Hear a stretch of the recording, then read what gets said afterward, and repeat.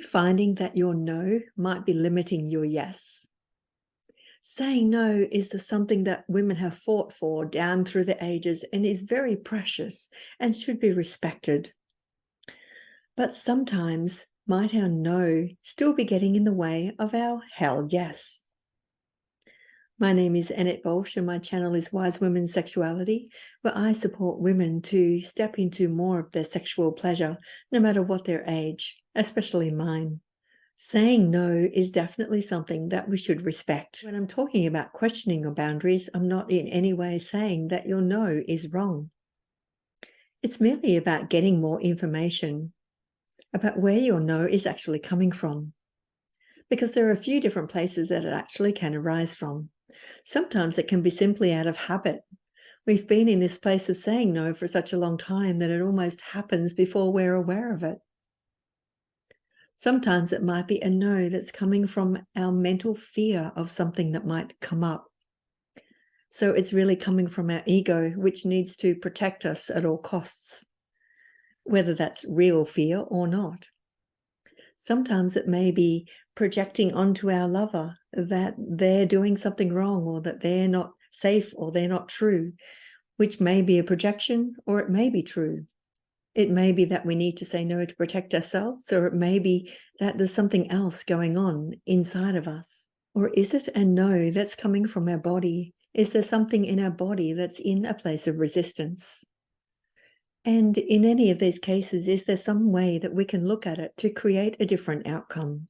Is it worth taking a moment or two to explore what might be going on for us? Which is not about fixing ourselves. It's about giving ourselves every opportunity to actually break through into new places, new levels of pleasure, new levels of connection, excitement, and love. And it's definitely not about going there for our partners, unless that feels like something that we want to do. It's really about going there for us, finding our own yes, our own hell yes, for us. So our no, as I said, may be coming from habit, or it may be coming from fear.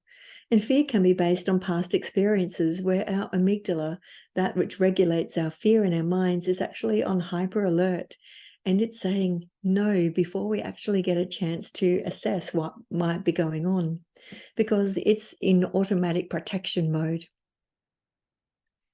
So giving ourselves a moment to actually pause, take a breath, feel safe, feel connected with ourselves in the moment, and ask what is really going on here.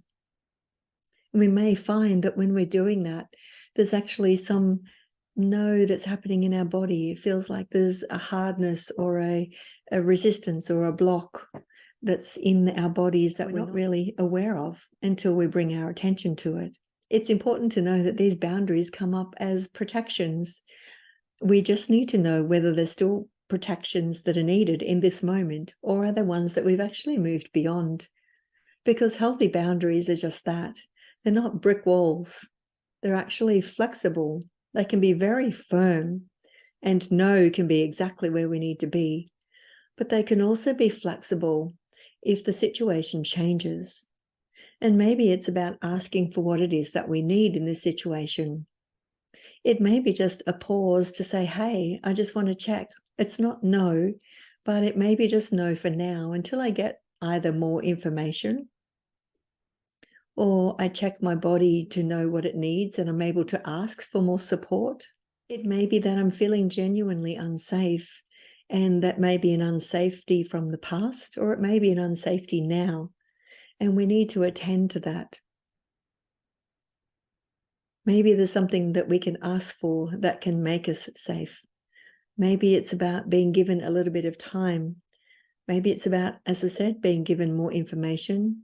Maybe it's just naming it. Sometimes that is all that's needed for it to shift, for us to feel safe again.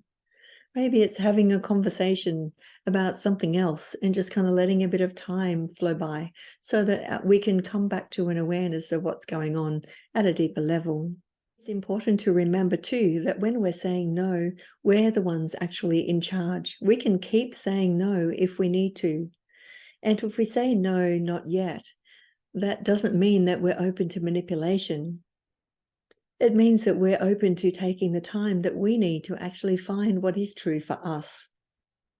It's really about claiming our power, because this is ultimately what a boundary is. It's about showing ourselves and the world who we really are, what works for us and what doesn't. And that's something that we've fought hard for, and we want to keep in charge of, not to let them become brick walls that hold us in and restrict us and keep us from finding what might be a hell yes. So the next time you feel like you've got a no, or the next time you've even said a no, voiced a no, can you take a moment just to see, where did this no come from? Is it real? Does it need to be respected? Or is there some flexibility? Is there something that's being asked that might take me into a whole new place, a whole new something that we've never experienced before? And because we're doing it by choice, it becomes something that we want to do. It becomes something that we can really step into in a place of power and a place of enjoyment. This is ultimately what boundaries are for, to help us say no and to help us find our true yeses.